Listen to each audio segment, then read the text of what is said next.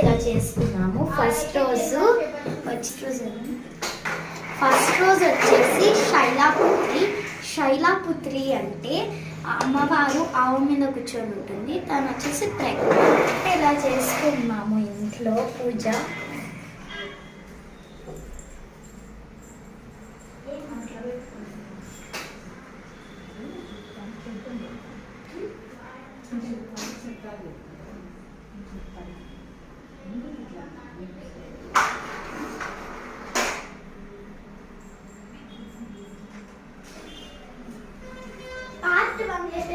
అందరికీ first day of Navratri శుభాకాంక్షలు.